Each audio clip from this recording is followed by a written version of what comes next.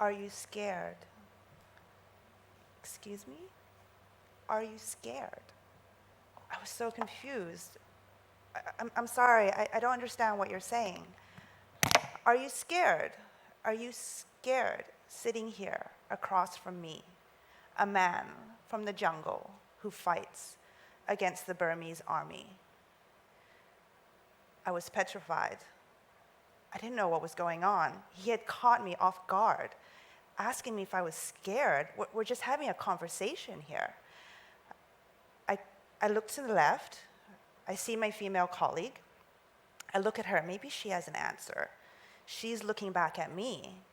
I look outside. Where's my driver? If we need to make a run for it, can we get there in time? No, he's too far away. And I look back at this man, staring at me, waiting for a response. And at that point was when I realized this man is testing me. He is testing if I've got what it takes for this job. He was testing our power structure, if he had more control over me in this situation. I realized at that point, and I thought to myself, okay, I can handle this.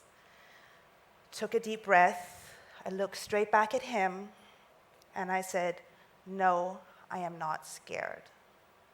I'm not scared because I have been working in Afghanistan for the past 6 years with warlords and people like you. No, you do not scare me. He smiled. He seemed satisfied with my answer. I thought, oh my God, thank God this is over.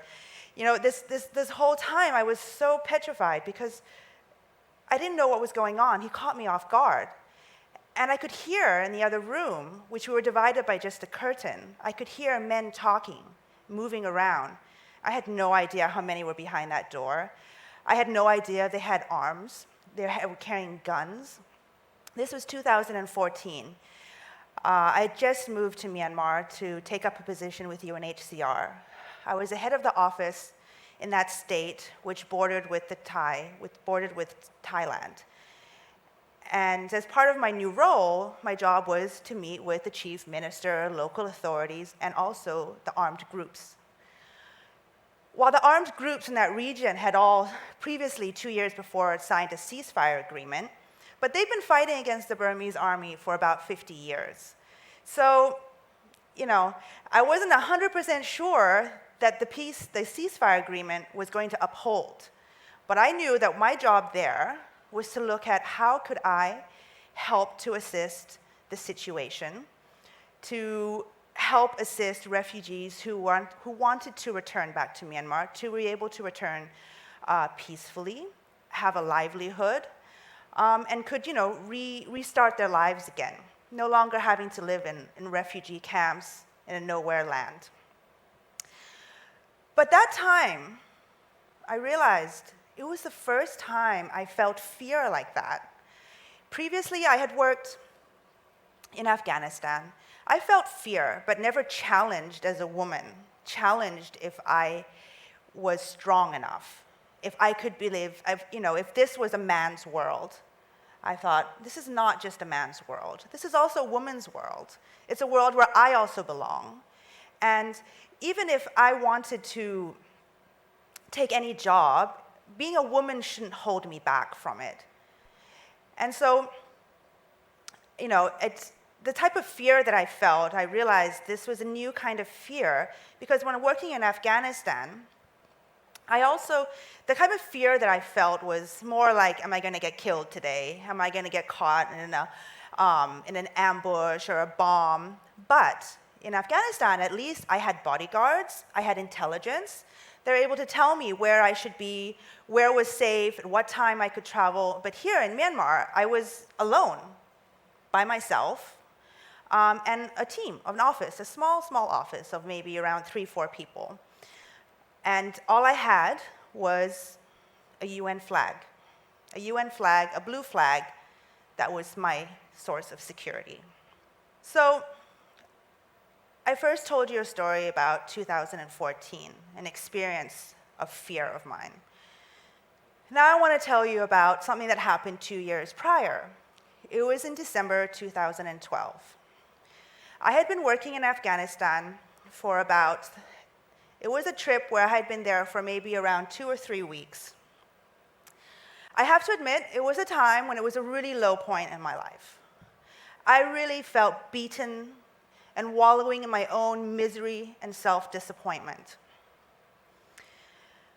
I was in Kabul. I was in a hotel. I woke up that morning not wanting to get out of bed. It was a 9 a.m. breakfast meeting. It was a meeting with my boss, with a colleague, and also this man named Ali. This man named Ali changed my perspective that day, unexpectedly, and I'm sure he has no idea either.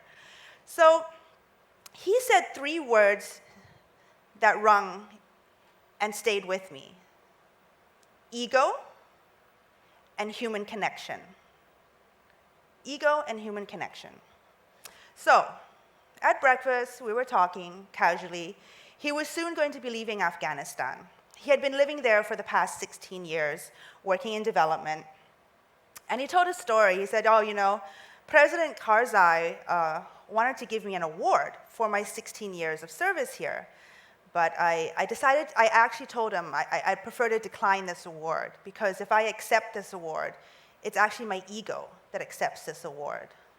What's more important to me is the experiences and the memories of human connection. Human connection. He said, he told Karzai that, recently he was in the hospital. It was a hospital that the organization he ran, was running this hospital as well. And he said there was this young boy, a six-year-old boy, who had just undergone surgery for a brain infection. And he saw the boy lying there in bed, and the mother beside him, holding on to him.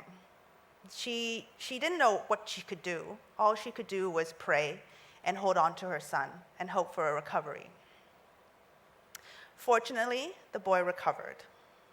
For Ali, he said, seeing the joy on the mother's face and seeing that human connection between the mother and son, that is the memories that he wants to take with him from Afghanistan, not an award, because that lasts forever, and that has meaning to his life and to his work.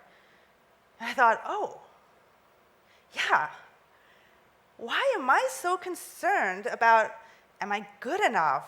Why am I so concerned that, what is going on? I realized that this whole misery that I was in was because of my own ego. I was trapped in my own ego of wanting to be someone or something else that I wasn't, and just continuing to question myself instead of actually focusing on my purpose. Why was I in Afghanistan? Why was I working here? I don't need to be here. I can live comfortably in Bangkok and have a comfortable life. I realized it's because of the human connection. This is what I seek. I seek to be able to help others. Particularly children, women, even men who may not have a lot of opportunities. Sometimes you just need a little helping hand. And that's what I wanted to do, is I want to make those human connections. So it made me think that, okay, this last 2 weeks, I've been in Afghanistan working. What have I been doing? Does it have any meaning or any purpose? And I realized, I've been working on this yarn spinning project to help women in villages have an income. Previously, we were working with sheep, 50,000 sheep and sheep farmers. They were men. We worked first with men to help empower them, because we understood that if you go in to do development in a very patriarchal society, if you go in and you empower women first, it can cause a lot of conflict in the family. Because in their society, men are the bread earners. They earn the money and bring in the income. If the woman is bringing in the income and not the man, it can cause a lot of conflict. So we had already been implementing for quite a few years, and we thought it was time that we start working with women. So we worked with women, and it was a very simple project. I never thought too much about it, but during that trip, I went in and I was working in a village with a group of women. And this really old lady walked up to me. She came up to me, and she held my hand. And she said, "Thank you. Thank you." I was like, okay. And then she said, and there was a translator and she was talking, and I was like, okay, yes. And then, and the translator translated, this lady said, "Thank you. Thank you for coming. Finally, the day has come." When I first heard about this project, I immediately came to register. That day, it was a really cold day, and it was pouring rain. But I put on my burqa, and I walked out in the rain with mud up to my knees so I could sign up for this project. I was pretty blown away. I was like, wow.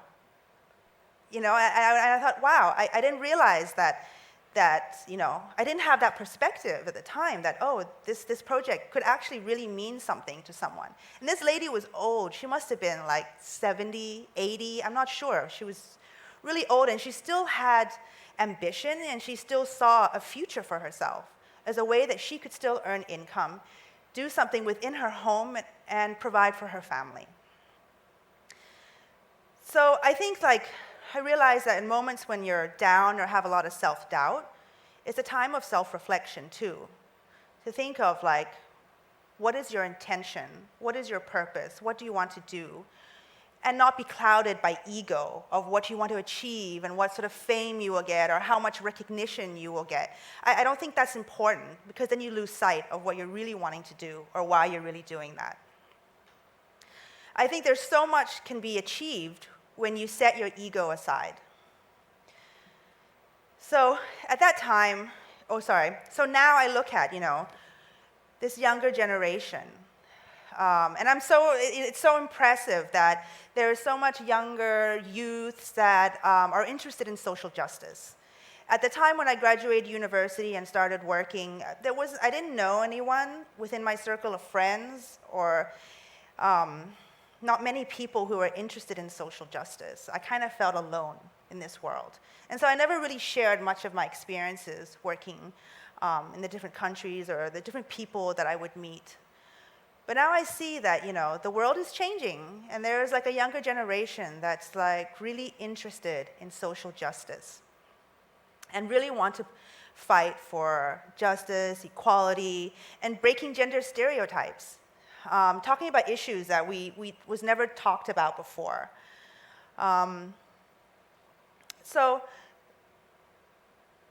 I also see now is a time that we can, it's an important time for us to unite and not divide.